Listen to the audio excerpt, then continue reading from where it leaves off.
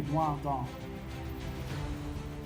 le livre de Éphésiens chapitre 4 et le verset 20 jusqu'à verset 24. Éphésiens chapitre 4, verset 20 jusqu'au verset 24. Et nous allons puiser dans la parole de Dieu, la pensée de Dieu.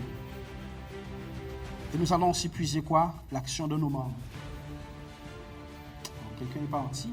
Nous allons aussi puiser l'action de nos membres. Le christianisme a besoin de membres.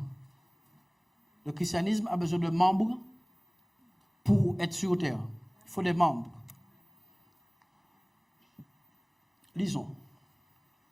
Mais vous, ce n'est pas ainsi que vous avez appris Christ. Si du moins vous l'avez entendu, et si, conformément à la vérité qui est en Jésus, c'est en lui que vous avez été instruits à vous dépouiller. Ok, mais vous, ce n'est pas ainsi que vous avez appris Christ, si du moins vous l'avez entendu, si conformément à la vérité en Jésus-Christ, c'est en lui que vous avez été instruits. Dites avec moi, j'ai été instruit en Christ à me dépouiller par rapport à ma vie passée.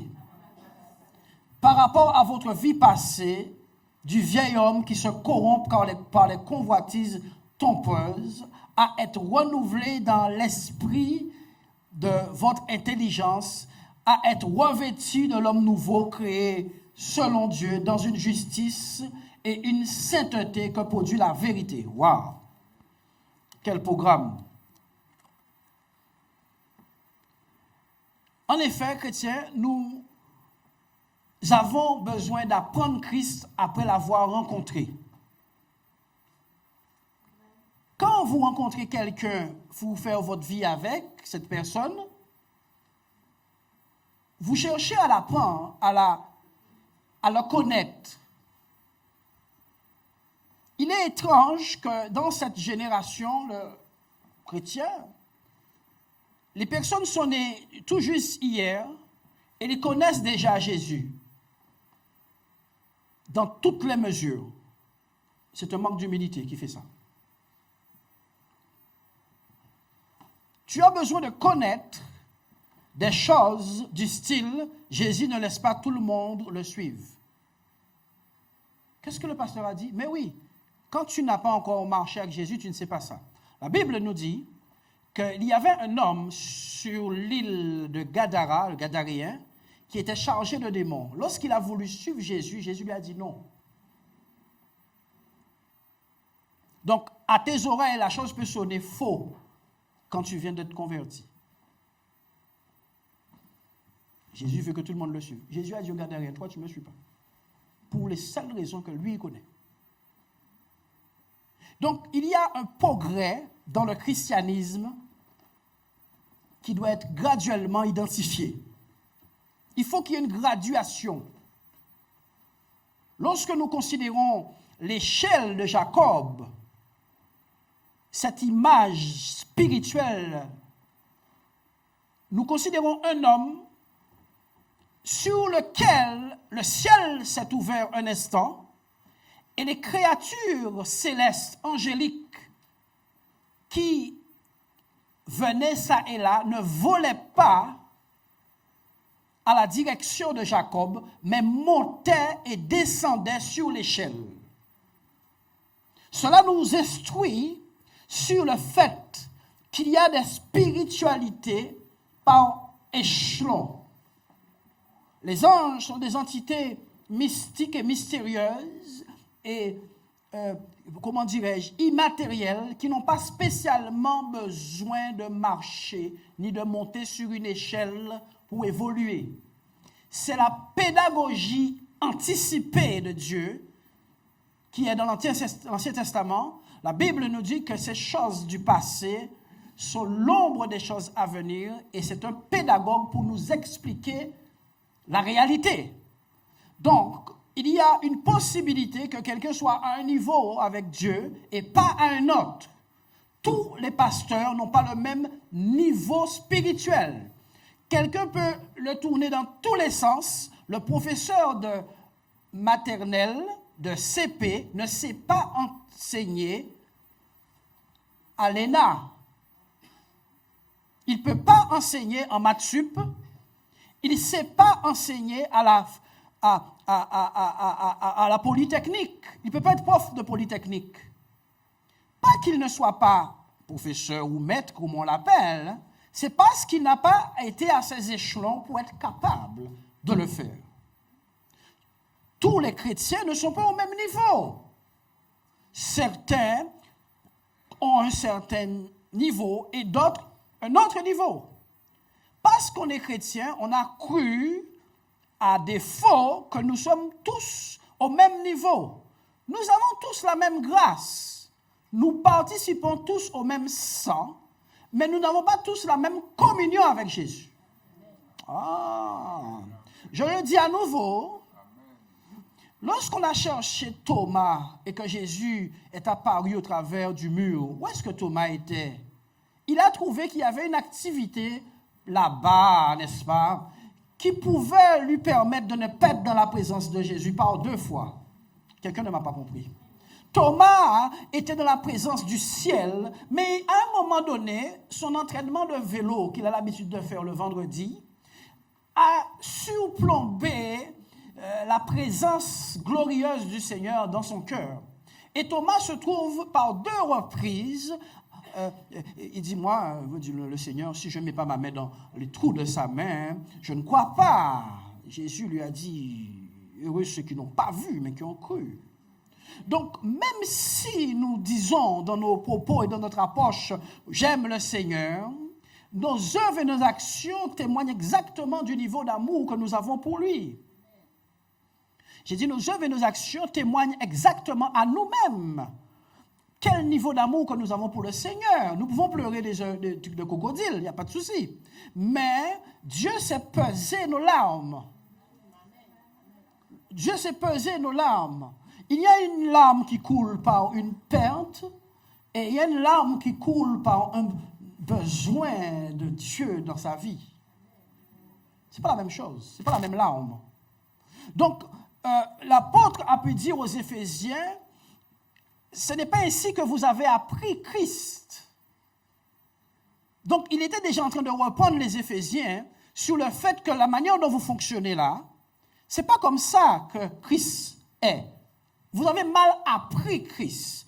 Apprendre Christ va considérer, mais ce n'est pas ainsi que vous avez appris Christ, si du moins vous l'avez entendu, et si conformément à la vérité qui est en Jésus, c'est en lui que vous avez été instruits à vous dépouiller. Donc dans le christianisme, il y a premièrement, dites avec moi premièrement, une instruction à se dépouiller. Bien aimé, lorsque nous avons reçu Christ, la première chose que nous voyons, c'est une instruction à se dépouiller. L'évangile, source de vie, nous enseigne à renoncer aux œuvres mortes. M'avez-vous entendu? La première chose qui va marquer ton christianisme effectif, c'est ton désir fondamental et initial de te détacher des œuvres mortes. Christ est une image glorieuse et saine de Dieu qui nous renvoie une image de qui nous sommes, de vils hommes.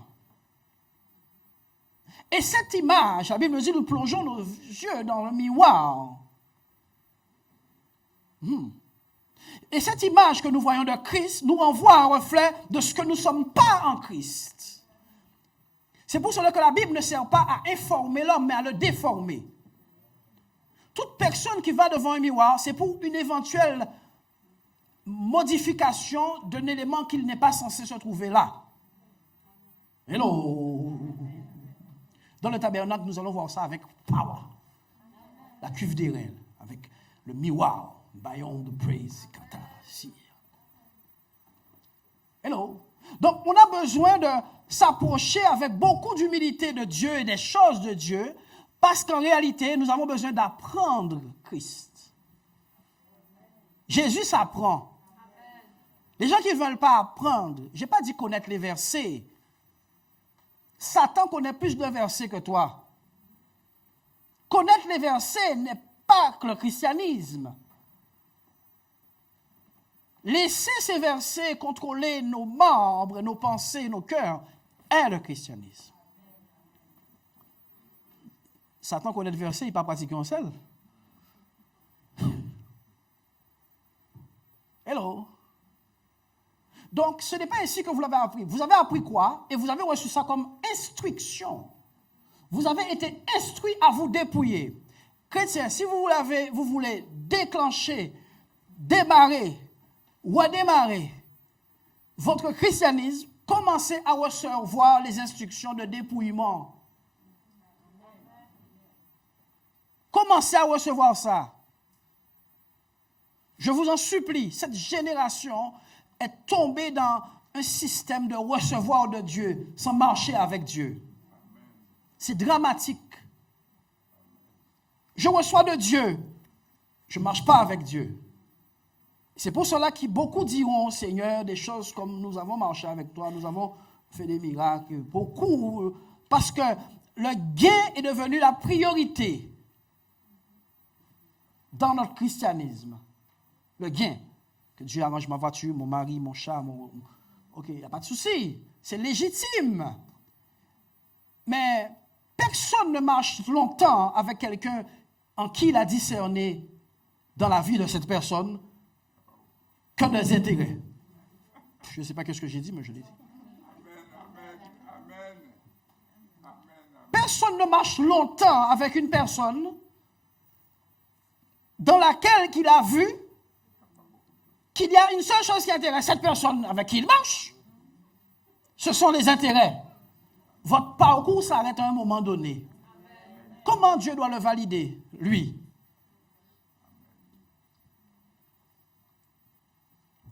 À force que chacun de toi du mois, un tel vient te voir et te subtiliser 50 €, sa venue commence à t'agacer.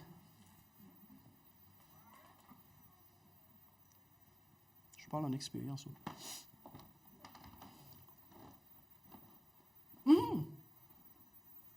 Donc, faites surtout pas l'erreur de bon Dieu pour quelqu'un de taré. On dirait parfois les chrétiens pour quelqu'un Dieu qui ne voit pas. Dieu n'a pas d'intelligence. Dieu ne comprend pas ta fourberie. Dieu ne comprend pas ta gymnastique. Dieu Dieu n'a pas vu.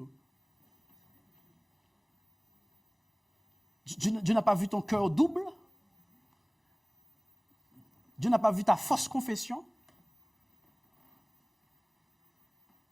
Et c'est ce qui fait qu'en fait, il résiste aux hommes qui prient.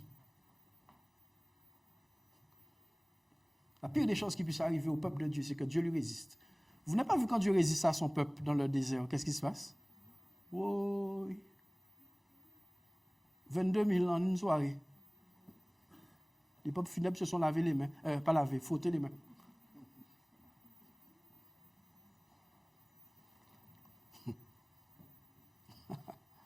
« 22 000, Dieu fait un seul coup de collet. 22 000 personnes tombées à dans seule nuit. Ce n'est pas le Dieu que vous pensez là. Ce n'est pas le même Dieu qu'on pense là.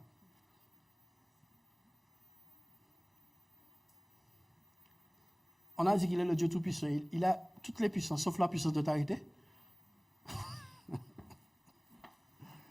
On a dit Dieu est le tout-puissant. Il est le tout-puissant. Il a toutes les puissances, sauf la puissance d'autorité. Doute de ça, vraiment. Donc, il s'agit de véritablement recevoir l'instruction du dépouillement.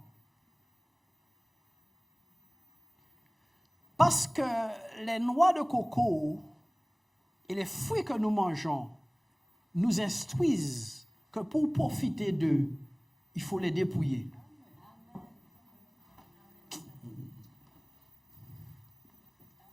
Le dépouillement, c'est le choix intelligent de faire apparaître le précieux. Le dépouillement, dis-le avec moi, le dépouillement est le choix intelligent de faire apparaître le précieux. Donc le dépouillement évangélique n'est pas une punition pour ne pas pratiquer la danse de la lambada dans l'église, ni dans la boîte de nuit. Ce ne sont pas des privations pour ne pas aller en boîte. Ce ne sont pas des restrictions pour ne pas rentrer tard la nuit. C'est un appel à faire apparaître le Christ qui est en nous. C'est un appel pour faire apparaître le Christ qui est en nous. Les gens n'ont que faire de vous et de nous et de moi comme eux. Le monde n'a pas besoin que des rebelles comme eux viennent leur porter l'évangile. Le monde n'a pas besoin que des menteurs comme eux viennent leur porter l'évangile. Le monde veut voir un menteur notoire transformé en la vérité. Pas quelqu'un qui vient porter des vérités. Parce qu'il est appelé à être à l'image de celui qu'il a appelé. L'appel au ministère et l'appel de Dieu ne consiste pas à aller servir Dieu, mais à se rendre disponible pour être utilisé par Dieu. Ce n'est pas la même perspective. Je ne peux pas servir Dieu. Ses exigences sont trop élevées. Je ne peux pas servir Dieu parce que les assiettes dans lesquelles il faut lui mettre la nourriture sont trop larges. Je ne peux pas servir Dieu parce qu'en réalité, il n'est pas un homme pour être servi par des mains d'hommes. Il faut qu'une créature qui connaît les envies et les désirs de Dieu entre sur la scène pour être capable de répondre exactement aux besoins de Dieu. Il y a une courbette qui est exigée dans le palais du roi au moment d'entrer dans sa présence. L'absence de cette courbette équivaut à une tête qui s'en va sur le corps qui la portait. Mais oui. Donc, lorsque nous parlons de choses de Dieu, de servir Dieu et compagnie, nous parlons surtout des attentes de Dieu et non des nôtres. Quand nos attentes sont en priorité, nous emmenons Dieu sur notre terrain et comme Dieu est psychorigide, il ne bouge pas.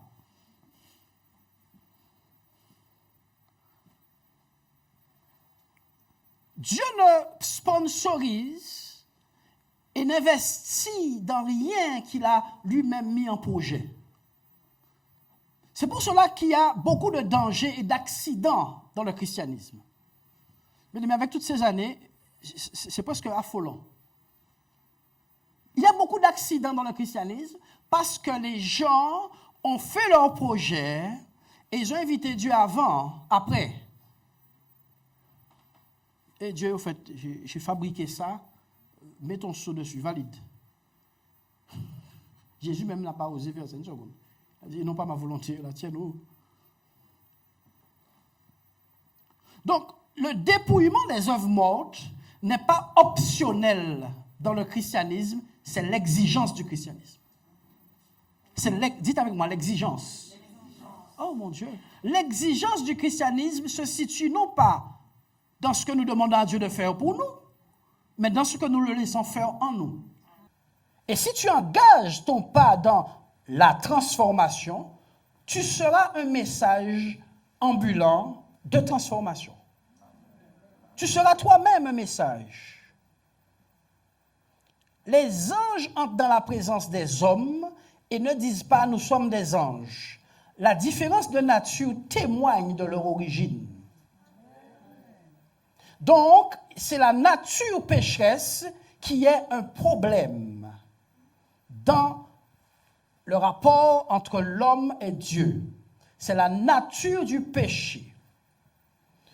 Jésus a vaincu le péché à la croix. Ça, c'est Jésus. Il faut remettre en route aussi, vous.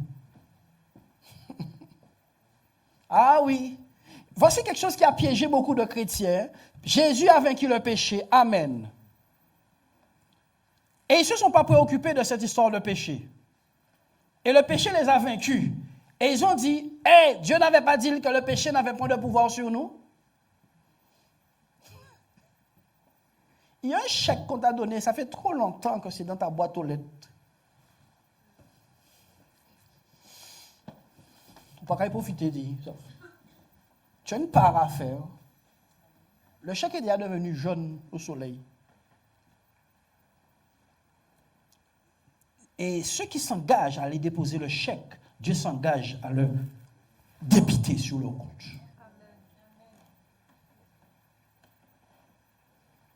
Donc, se dépouiller des œuvres du péché, c'est une préoccupation chrétienne majeure.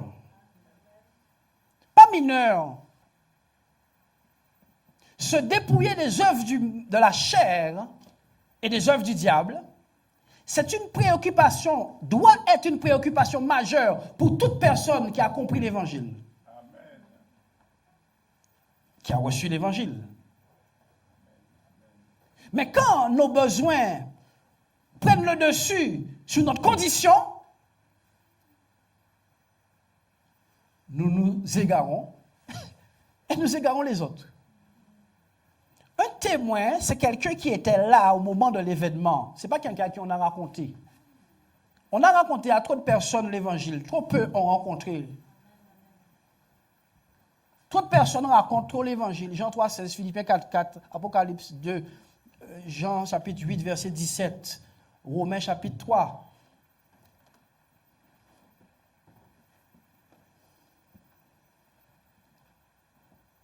C'est une instruction. Dépouillez-vous de quelque chose qui gêne Dieu. Même si ça ne te gêne pas toi, Dieu, ça le gêne. Et ce qui gêne Dieu te gêne. Donc, nous allons parler ces derniers jours et semaines qui vont s'écouler du péché et du détachement que nous devons avoir avec lui. Le prophète a annoncé avec anticipation, non, ce n'est pas que la main de l'Éternel soit trop courte, ni son oreille trop dure pour agir, n'est-ce pas? Mais ce sont vos péchés qui mettent une séparation entre Dieu et vous et qui l'empêchent de vous écouter. Cette déclaration est terrible. Il semble que le péché rend Dieu sourd.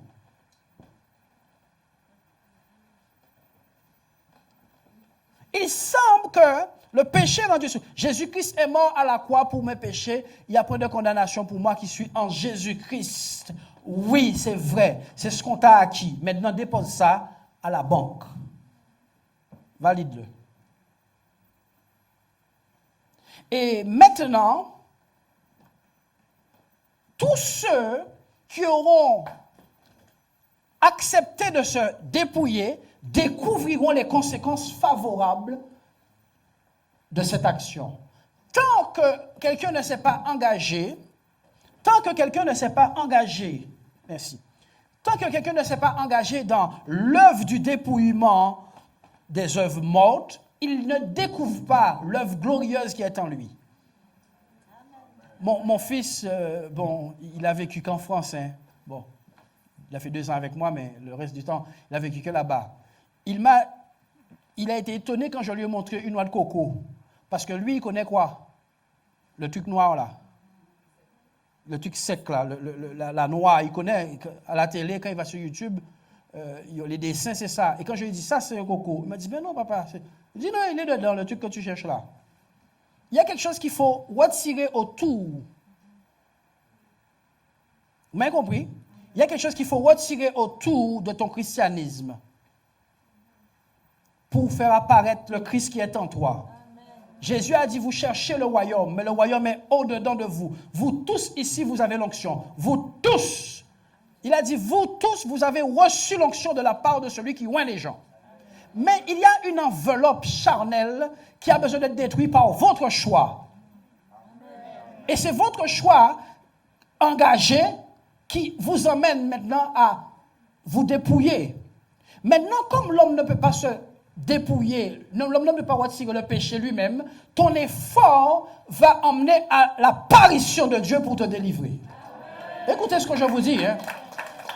Ah oui, l'effort que les chrétiens font pour se détacher du péché, les font repérer dans le ciel par Dieu.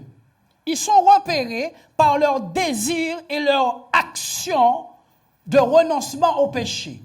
Et comme le péché est collé de manière indélébile dans la vie des hommes, puisqu'ils m'aiment, puisqu'ils s'attachent à moi, je le délivrerai selon le psaume 91.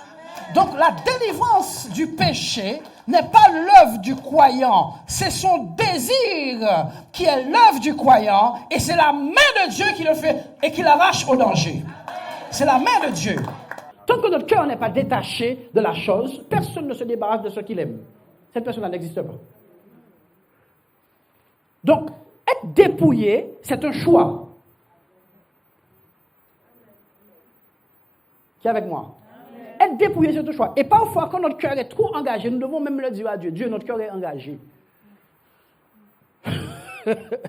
Il faut parler à Dieu, pas correctement, honnêtement. Il faut dire, Dieu, qu'est-ce m'a engagé? En sa vie, pas bon, mais qu'est-ce m'a engagé? Viens au secours de mon cœur. Alléluia. Donc le dépouillement, ce n'est pas l'option du christianisme, c'est la norme. C'est la norme. Si tu ne savais pas comment t'en sortir de ce péché-là, tu viens d'entendre comment faire. Tu dois engager ta volonté, résolument. Le péché, c'est comme des saisons de mal au ventre.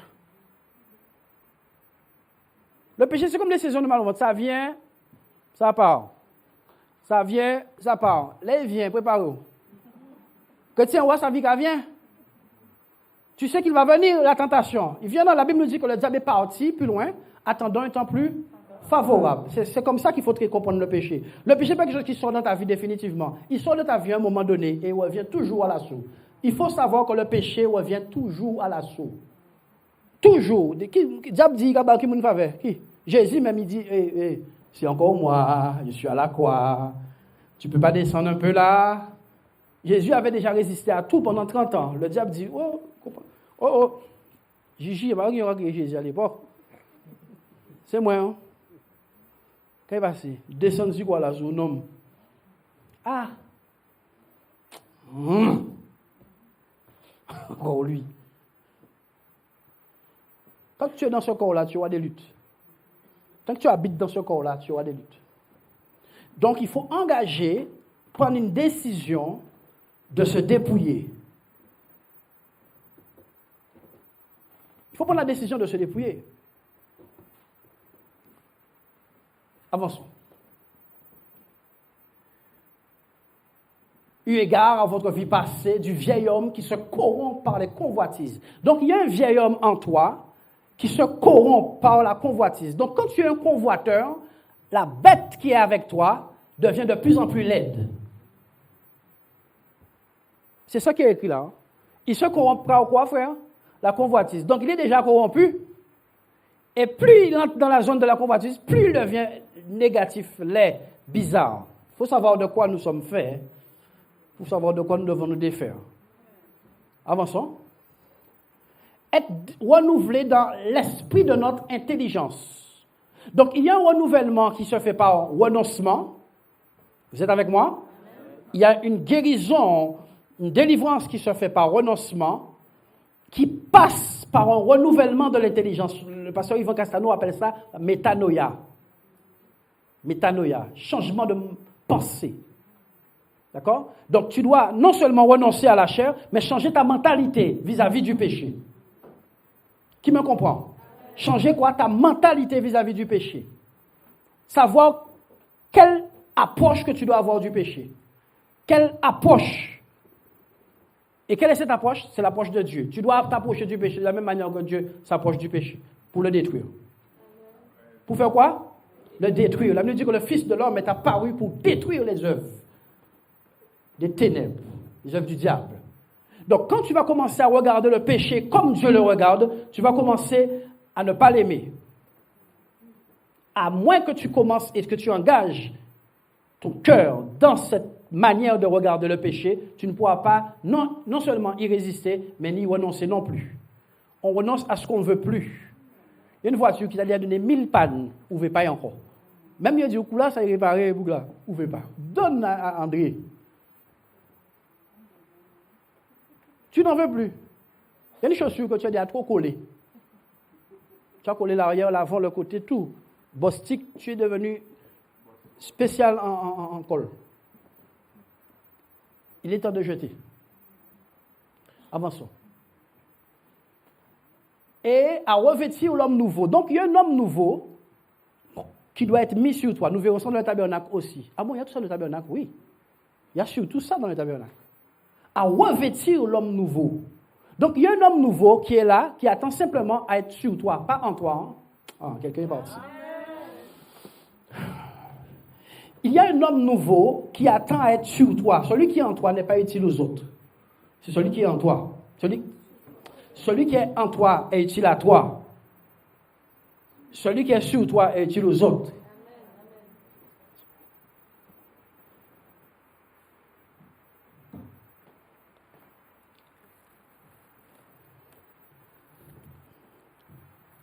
Le contact, pour le monde, c'est l'action extérieure.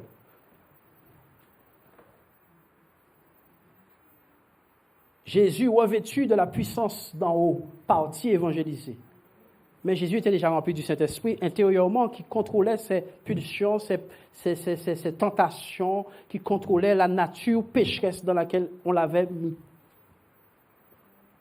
M'avez-vous compris? Jésus, la Bible nous dit que Jésus a dit lui-même, tu n'as voulu ni sacrifice ni offrande, mais tu m'as formé un corps. Donc on a mis Jésus dans un corps de chair, un corps de péché. Donc les péchés avec toutes ces traditions étaient là et ont été soumis à la volonté de Christ. Il a dû contrôler le péché, la chair, il a dû la contrôler avec l'esprit qui était en lui. D'où sa communion avec le Saint-Esprit était la chose la plus importante pour lui parce que tôt ou tard il pécherait. Dans un corps de péché, semblable au nôtre, c'est ce qui est marqué dans le livre des Hébreux. Tu m'as formé un corps. Marie était une pécheresse. Je ne vais pas dire amen. Je vais adorer Marie toujours. Marie, c'était une pécheresse. Elle a dit type à Joseph un jour. Un jour, parce que tu portais Jésus, tu te prends pour la reine du ciel. Elle a dit keep un jour. Marie n'a pas rien dit keep.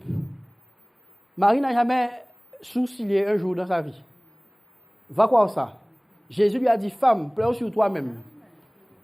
Toutes les personnes à qui Jésus a dit de pleurer sur eux-mêmes, c'est à cause du péché. Femme, qu'y a-t-il entre toi et moi?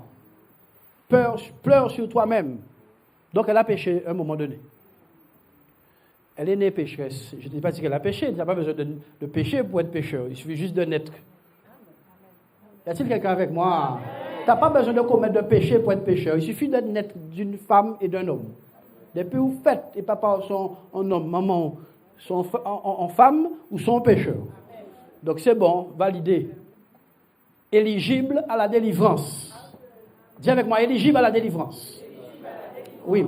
Donc, il est important que nous comprenions que la convoitise des yeux corrompt cette chose qui est en nous. L'apôtre Paul a très, très, très clairement dit, je vois dans mes membres une loi qui lutte contre mon envie de servir Dieu, qui lutte contre mon envie d'être saint. Personne ici n'a ces combats, hein? Donc, je vous comprends. OK. Je vois dans mes membres une loi qui fait quoi? Qui est en colère contre cette envie de sainteté qui est en toi. Donc, chrétien, si tu n'engages pas le combat, tu perds. Le combat qui va le plus vite, c'est celui que le gars se laisse tuer. Oh! Le combat qui va le plus vite, c'est celui qui ne réagit pas. Dis avec moi, je résiste au nom de Jésus-Christ. Car il est écrit, résistez-lui avec une foi ferme. Ouais. Vous voyez où son combat se trouve? Je résiste.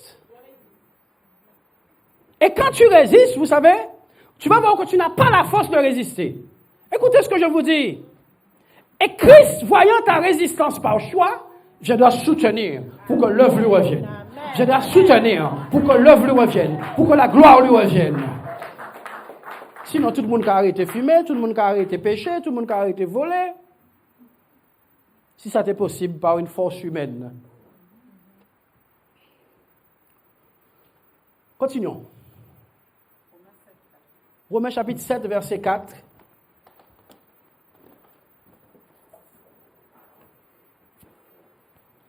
Merci Seigneur. De même, frères, vous aussi, vous avez été par le corps de Christ mis à mort en ce qui concerne la loi. Oui, de même, frères, vous aussi, vous avez été, quoi? Par le corps de Christ. Par le corps de Christ, quoi? Mis à mort. En ce qui concerne la loi. Oui, donc il y a une mise à mort qui concerne le corps. Il y a quelque chose qui doit mourir aux chrétiens. Jésus a emmené le corps du péché à la croix. Et toi aussi, tu dois le faire. Je pensais que Jésus avait tout accompli. Il a tout accompli. Copie.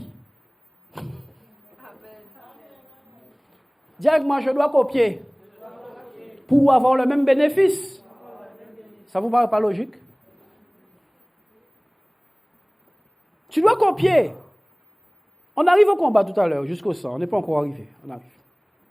Donc, de même, il y a ce phénomène. Allons au verset suivant. Tournez avec moi dans Hébreux 4, versets 15 à 16. Car nous n'avons pas un souverain sacrificateur qui ne puisse compatir à nos faiblesses. Oui, oui.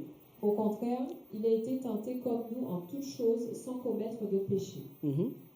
Approchons-nous donc avec assurance du trône de la grâce afin d'obtenir miséricorde et de trouver grâce pour être secouru dans nos besoins, dans nos faiblesses. Donc, notre souverain sacrificateur, c'est Jésus. Et la Bible nous dit que nous n'avons pas un souverain sacrificateur qui ne puisse être compatissant. Pourquoi? Parce qu'il a marché dans une chair semblable à la nôtre. Donc, Jésus n'est pas en train de condamner les gens qui sont faibles dans la chair. Il n'est pas en train de condamner les gens qui sont faibles dans la chair. Il est en train de leur dire, criez au secours, criez-moi au secours. Donc, tomber dans la culpabilité du péché, c'est une erreur de renouvellement d'intelligence. Qui a compris ce que je viens de dire? Quand tu tombes dans le péché et que tu tombes dans la culpabilité, tu tombes dans un problème de renouvellement d'intelligence. Tu dois, le sentiment que tu as, c'est le Saint-Esprit que tu as attristé qui fait que tu es dans cet état. Ne vous trompez pas entre attrister le Saint-Esprit et la culpabilité. Dès qu'il y a culpabilité, il y a diable derrière. Chrétien, oui, il y a un sentiment de culpabilité. Effectivement, tu es coupable. Mais quand Dieu regarde, il voit le sang de Christ qui te couvre et il regarde si tu retournes au sang. C'est ton attitude que Dieu regarde, pas ton œuvre. M'avez-vous compris, chrétien? Dieu regarde si tu retournes à lui. Il regarde si tu as foi dans le Fils de Dieu.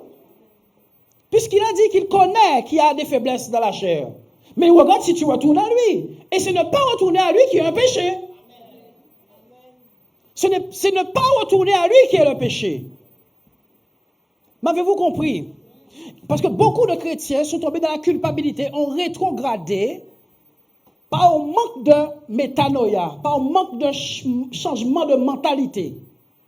Ils se sont dit, moi, ce que j'ai fait là, l'église on va m'excommunier, l'église va me ceci, je vais finir en discipline. Non, je préfère ne pas retourner à l'église. Il y en a beaucoup comme ça dans les... Oui, on va me condamner. Mais quand tu es renouvelé dans ton intelligence, tu sais que le sang de Christ coule avant ton péché, pendant et après. Quelqu'un ne m'a pas compris. Quand quelqu'un est renouvelé dans son intelligence, il voit l'œuvre totale de la croix. Il voit l'œuvre présente, passée et à venir de la croix. Jésus a été délivré les gens qui n'étaient pas de sa génération, qui étaient d'une alliance moindre. Il est descendu même dans les entrailles de la terre, délivrer des gens. Et toi, il te laisse sous le poids de la condamnation du péché. C'est un manque de renouvellement d'intelligence qui fait ça. Maintenant, à cause de ce que Jésus te fait une telle grâce, aime-le. Voici le deal. Il dit, ok, tu ne porteras pas le poids de cette chose. Cette chose ne va pas te détruire à condition que tu restes collé à moi. C'est ça.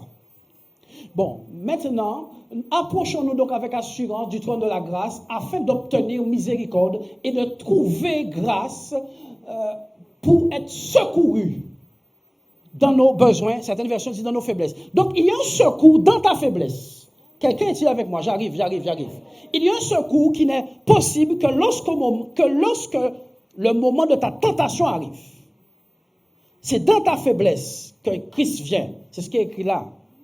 Dans nos besoins. Donc, on doit s'attendre au secours du Seigneur au moment où le péché et la tentation du péché est à son plus haut point, à son paroxysme. Mais comprenez-vous, chrétiens? Dieu vient nous secourir dans nos faiblesses. Donc, la présence d'une faiblesse, c'est l'arrivée imminente de Christ. La présence d'une faiblesse spirituelle doit te faire savoir que c'est pour ça qu'il est venu et qu'il est prêt à te délivrer pourvu que tu cries à lui. Il te dit, regarde, elle est encore tentée. Elle a encore des mauvaises pensées. Elle veut encore faire cette bêtise-là. Lui encore. Non, Christ est en train de te dire, là, cet endroit-là où tu es faible, je suis prêt à te secourir. Mais tu dois crier à moi. Sinon, cette faiblesse aura encore raison de toi. M'avez-vous compris? Donc, il faut comprendre la pédagogie et l'approche de Dieu. La manière dont Dieu nous délivre, ce n'est pas la manière dont nous aurions aimé qu'il nous délivre. Il nous délivre par amour, pas par mérite. Oh, quelqu'un est parti. Jésus ne nous délivre pas parce que nous méritons d'être délivrés. Il nous délivre parce qu'il nous aime. C'est juste ça la doctrine de l'évangile. Dieu a tant aimé qu'il a envoyé un libérateur. C'est l'amour de Dieu qui est manifesté à la croix. Moi, je dois faire quoi? Embrasser l'amour de Christ au moment de ma faiblesse. Donc, qu'est-ce qui doit se faire concrètement? Le psaume 91 déclare, « Puisqu'il m'aime, je le délivrerai. » Donc, qu'est-ce qui doit précéder ta délivrance? Ton amour. Y a-t-il quelqu'un avec moi? Mon amour doit précéder ma délivrance. Pas crier, bon Dieu, délivre-moi, délivre-moi. Non. Tu n'es pas délivré quand ton cœur n'est pas engagé.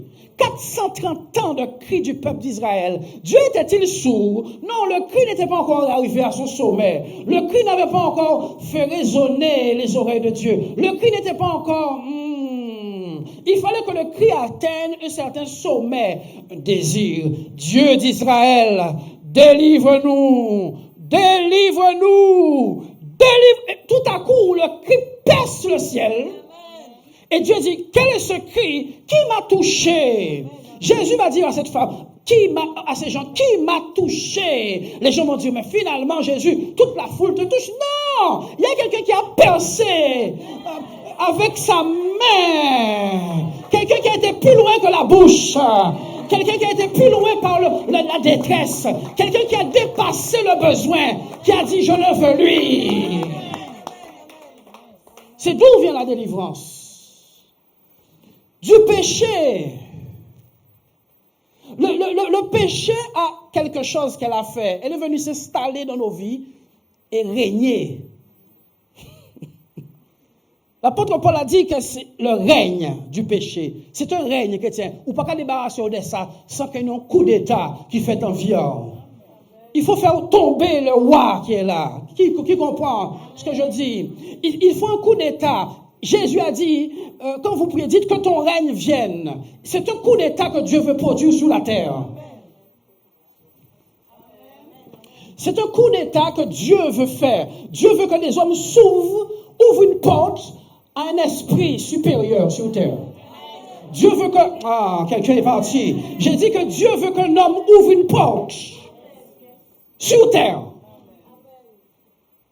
De la même manière que le diable, Adam, ont ouvert une porte et ont donné accès au diable. La Bible dit que le diable est entré dans le monde par un homme. Avez-vous compris ce que j'ai dit? Le diable est entré dans le monde par un homme. Dieu entre dans le monde par un homme aussi. C'est pour cela qu'un corps a été formé à Jésus, pour donner accès à Dieu sur la terre. Ouvrez-vous à Dieu ce matin. Ouvrez-vous à Dieu. Ouvrez-vous à Dieu. Ouvrez-vous à Dieu. Ouvrez-vous à l'esprit qui guérit. Ouvrez-vous à Dieu. Le mal est entré, la Bible est très formelle, par un homme. Il a dit c'est aussi par un homme qu'il a été chassé ce mal dans le monde. Nous, les croyants qui croyons dans la Bible et la parole, nous devons nous ouvrir à ce qui nous délivre et non pas nous fermer et résister à ce qui nous délivre. Celui qui résiste au libérateur reste en prison. Ne résistez pas au Saint-Esprit. Ne résistez pas au Saint-Esprit. Oui, le péché est venu s'installer et régner dans ce monde. Et les hommes, bien sûr, sont devenus la maison où tous ces esprits mauvais sont venus s'installer.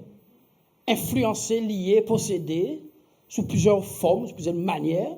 Mais les œuvres des hommes témoignent qu'ils ne font pas ce qu'ils auraient aimé faire et qu'ils font ce qu'ils ne veulent pas faire. Donc quand je fais ce que je ne veux pas, je suis sous domination. Dis avec moi, quand je fais ce que je ne veux pas faire, je reconnais que je suis sous l'emprise de quelque chose. Oh, come on, church, come on. Et la première étape pour la délivrance, c'est l'honnêteté. Première étape, étape numéro 1, nous sommes en prison.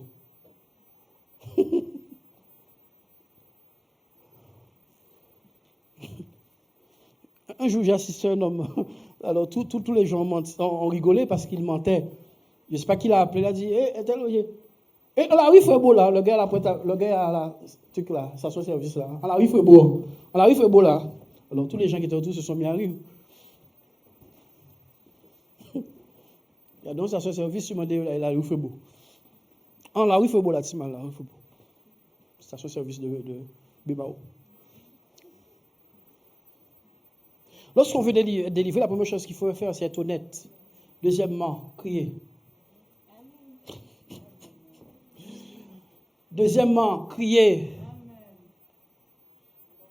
Crier contre cette chose, cette nature. Tournons encore la parole de Dieu. Dans le livre des Hébreux, au chapitre 12 et le verset 4.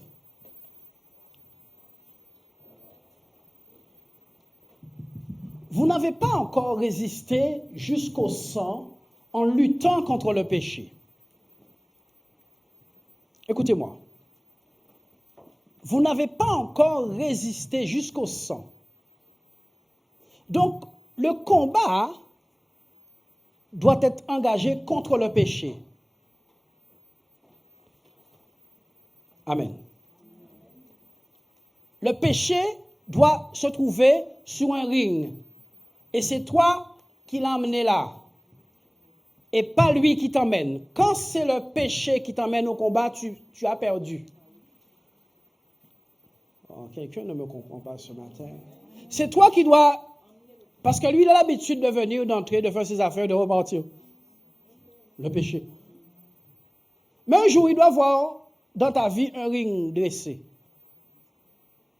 Il doit te poser la question, c'est quoi ça? Monter au vrai? Oh. Qui comprend?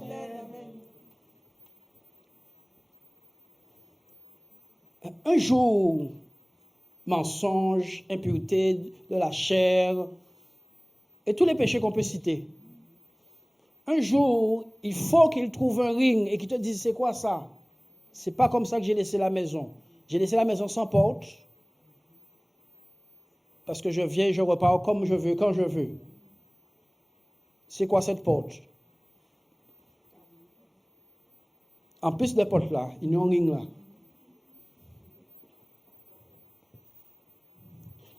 Tu résistes? Non, je ne résiste pas. Montez là. Le royaume des cieux est forcé. Et c'est les violents qui s'emparent du royaume. Pas attendre de mener au combat. N'attendez pas que le péché vous amène au combat. N'attendez pas que le péché vous amène au combat. Attendez. Dis, encore attendez-vous, à 4 heures. Vous vous battiez pas à l'école?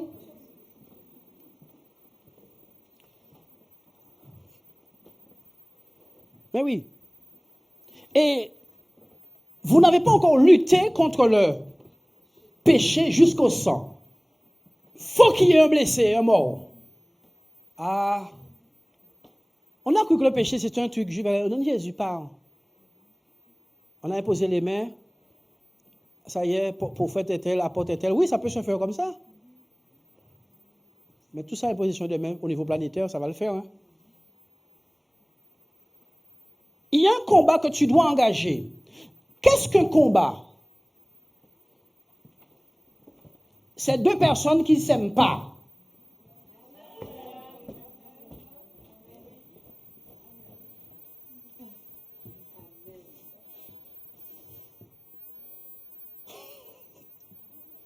Le combat. Nous sommes là, on met du doigt. C'est quoi ça? Tu es en train de gesticuler, oh?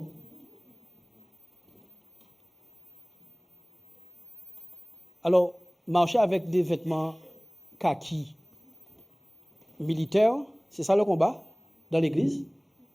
Tu peux mettre treillis, kaki, casque. Tu peux même mettre Satan dessus ton fond si tu veux. Tu as le gros missile.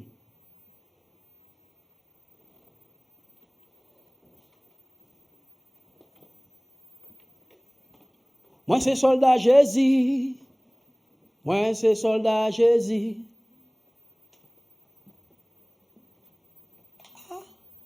Le combat, c'est deux personnes, pour commencer, qui ne s'aiment pas.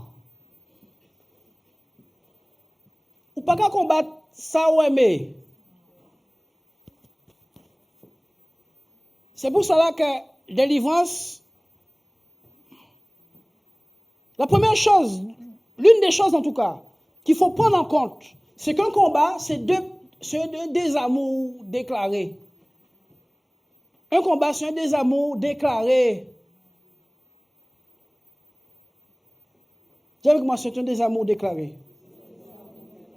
Donc, ma délivrance et ma transformation sont aussi proportionnelles au niveau de résistance que j'ai à l'égard du péché. Il y a donc du sang qui doit apparaître. Il y a du sang qui doit apparaître. La lutte doit aller jusqu'au sang.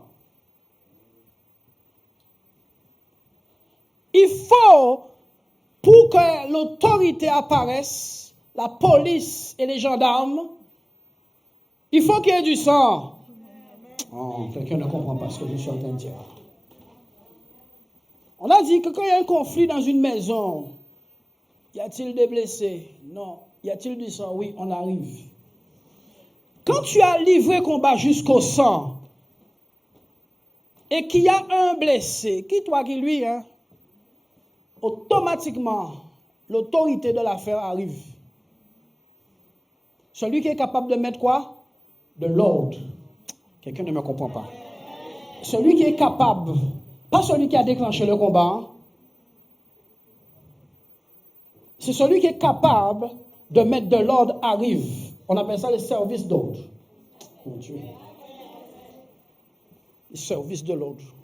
Nous sommes au service de l'ordre quand il y a du désordre. Somebody.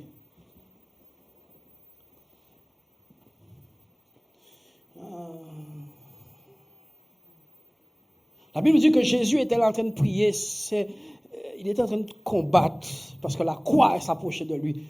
Le sang a commencé à couler de son front. Oh. Vous êtes dans la révélation de la parole ce matin. Hein? Le sang, son combat a commencé à devenir une histoire de sang coulé. Les anges viennent pour soutenir Jésus, les services d'ordre, parce qu'il y a du sang. C'est parce qu'il y a du sang Quand le sang de Christ a coulé dans le tombeau, qui en a trouvé en premier? Les jardiniers? Les anges du ciel. Écoutez-moi. Hein? Le ciel répond uniquement au sacrifice. Le monde de l'esprit ne répond qu'au sacrifice, qu'à ce que tu lâches à cause de Christ et ce que tu prends à cause de Christ. C'est ce que tu lâches qui te coûte, qui fait bouger le ciel. Oui. Vous n'avez pas encore résisté jusqu'au sang en luttant contre le péché. Donc une lutte va être engagée. Une lutte dans mes pensées et dans mon corps. Ah oui. Une lutte dans mes pensées et une lutte dans mon corps va être engagée. Pourquoi? Parce que mon corps a dans son sein une loi qu'on appelle la loi du péché qui a pour mission de résister à ta volonté. Laissez-moi vous le dire avec les mots simples. Le corps a dans son sein une loi qui a pour mandat, décret, de résister à ta volonté de faire le bien. Donc, vous voyez qu'il y a en vous une loi malgré vous qui décide, il veut faire la parole de Dieu, il veut prier, nous allons soulever contre ça. C'est même pas toi qui le fais, c'est la chair qui te dit tu ne pries pas, tu ne sanctifies pas, tu ne lis pas ta Bible, tu ne fais pas la retraite spirituelle, tu ne jeûnes pas, c'est la chair qui prononce ces choses dans ta chair, qui excite ces choses en tout cas dans ta chair, qui convainc ton âme devient convaincue qu'il faut marcher par la chair et tu éteins ton esprit. Avez-vous compris? Donc, il y a une lutte qui va s'engager. Tu vas sentir de la résistance, de la tentation. Tu vas sentir tu essaies de résister, mais tu sens qu'on te résiste. Tu résistes, mais tu sens qu'on te résiste. Il y a une certaine violence qu'il faut avoir pour crucifier la chair. Il faut être violent pour faire ça. Hein? Il faut emmener la chair. Écoutez-moi. Le diable se chasse et la chair se crucifie. Au nom de Jésus, il n'y a pas rien. La chair ne subit rien d'autre et n'obéit à rien d'autre qu'au clou. J'ai dit que la chair n'obéit à rien d'autre qu'au clou. La chair n'obéit à rien d'autre qu'au clou. Le diable se chasse, mais la chair se crucifie. Donc quand tu as des problèmes avec la chair, sache que c'est des clous qu'il faut. Quand tu as des problèmes avec la chair, c'est des clous qu'il faut. Au nom de Jésus-Christ, tu as été crucifié à la croix du calvaire et tu es vaincu. Chair. Chercher Satan. Tu cherches Satan quand il vient dans tes pensées injecter des traits enflammés. Qui a compris le processus? Tu cherches Satan quand il vient t'injecter. Dieu a-t-il vraiment dit que se sanctifier c'est bon? Dieu a-t-il vraiment dit? Donc c'est au niveau des pensées que tu livres le combat spirituel. Le casque du salut. D'accord? Vous comprenez un peu la parole de Dieu? Tu commences à dire non. Ces pensées ne sont pas pures. Ces pensées n'ont pas conforme à la parole de Dieu. Je renonce à ces pensées. Je plie ma volonté, comme a dit le psalmiste, et j'attache mes pieds à tes pieds. Et à partir de ce moment-là, le combat est lancé. Le combat est lancé. Et c'est à celui qui tiendra jusqu'au bout. Tant que vous n'avez pas engagé cette chose que je suis en train d'expliquer dans vos vies chrétiennes, victoire en vue, no way. Bon, maintenant pour terminer, puisque je ne vais pas tout dire ce matin, c'est quoi ce sang? L'une des phases de ce sang qui coule lors du combat. Les malédictions de génération, ce sont des combats qui doivent aller jusqu'au sang. Tu dois aller dans le sang de ta famille. Vous n'avez pas encore lutté jusqu'au sang. Pour le moment, tu as résisté sur la chair, mais à la racine. Tu dois résister. Maintenant, qu'est-ce qui va se passer? Quand quelqu'un résiste par motif de conscience envers Dieu, Dieu le soutient dans ses faiblesses. Il voit un soutien venir. Mais s'il se laisse aller, tout naturellement, il n'a pas de soutien. Il prouve par son laisser-aller sa petite foi. Sa petite foi. Il fait que laisser aller. Donc, bien aimé, le péché, premièrement, nous prive du royaume des cieux. Deuxièmement, de notre héritage terrestre. Le péché nous prive du ciel, fondamentalement. La chair et le sang n'hériteront pas le royaume des cieux. Mais deuxièmement, il nous prive d'un christianisme florissant sur la terre. Il nous prive. C'est pour cela que cette histoire de péché-là, parce que, alors, maintenant, avant de terminer, bien aimé, j'ai parlé de péché. Ne faites pas un focus uniquement sur le péché de la chair. Hein. Parce que ne pas aimer quelqu'un, la personne n'est même pas au courant que tu ne l'aimes pas. C'est un péché.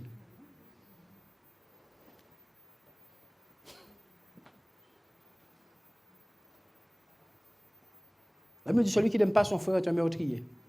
Pas besoin de pour voler, pas pour moi. La Bible dit celui qui n'aime pas son frère est quoi? Un meurtrier. Tu es meurtrier.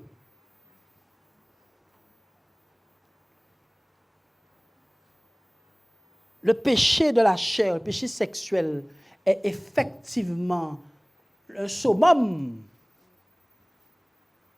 Mais ne vous y trompez pas. Les autres bloquent Dieu de la même manière. Lorsqu'on a de la rancœur volontaire contre quelqu'un, sans raison, nous sommes en danger de mort. Je vais vous dire une chose, nous sommes en danger de mort. Je vais vous parler de ce péché-là. Dieu est-il parfait? Répondez-moi. Oui. Dieu est parfait. Dieu est dans le ciel avec une créature merveilleuse qu'il a créée. Ce péché-là, bien aimé, surveillez-y, parce que c'est lui qui plongeait l'humanité là. Dieu est dans le ciel avec une créature merveilleuse. Les yeux de cette créature voient la gloire de Dieu toute la journée. Les yeux de cette créature voient Dieu dans sa perfection. Les yeux de cette créature voient Dieu dans son amour sans mesure. Les yeux de cette créature voient ce que Christ a prévu, ce que Dieu a prévu pour des hommes qui vont pécher contre lui bientôt. Christ est dans le ciel attendant son heure. Les yeux de cette créature voient les rues pavées d'or. Et quand il demande à Dieu, c'est quoi ces rues pavées d'or? C'est pour bientôt mes enfants. C'est quoi toute cette maison, oh Dieu? Oh, c'est pour des hommes qui vont pécher bientôt et par qui je vais racheter. Et que finalement, ils vont venir habiter dans ce lieu de félicité. Les yeux de cette créature ont connu Dieu dans tout son amour. Qu'est-ce que cette créature a fait? Il haït Dieu en secret.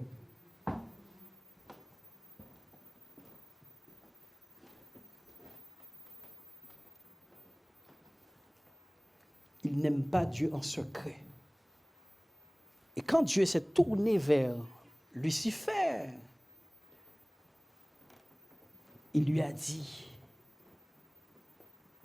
tu étais parfait en beauté. On appelle ça le procès. C'est bon. Tu étais parfait en beauté. Tu étais parfait en beauté. Tu marchais au milieu des pierres précieuses. Je t'avais établi chérubin protecteur. Tes tambourins et tes flûtes avaient été mis à ton service avant que tu fusses créé. On appelle ça un procès en bonne et due forme. Tu étais couvert de toute espèce de pierres précieuses, de chrysolites, sardoine, d'émeraude. Qu'a en fait Lucifer? tout l'amour que je t'ai manifesté avant même que tu fus créé, tu as trouvé toutes ces choses à ton service. Tu t'es soulevé contre moi. Tu es récupérable. Je te précipite par terre. Bien-aimé, faites attention à ce péché, la jalousie, l'envie. C'est lui le péché originel. Tu disais dans ton cœur, je me ferai Dieu, je monterai sur la montagne de Dieu. Faites attention à ce péché-là. Grande majorité des croyants ne verront pas le Seigneur parce qu'ils n'ont pas veillé sur leur cœur. Ils n'ont pas commis de péché d'adultère. Ils n'ont pas forniqué. Hein? Mais oui, les péchés majeurs, là, ils n'ont pas. Par contre, jaloux, méprisant, en secret.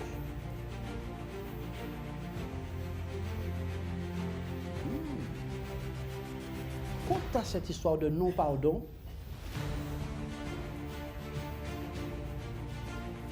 tout chrétien qui se respecte devrait savoir que quand il ne pardonne pas, Dieu ne lui pardonne pas non plus. Il devrait juste savoir ça.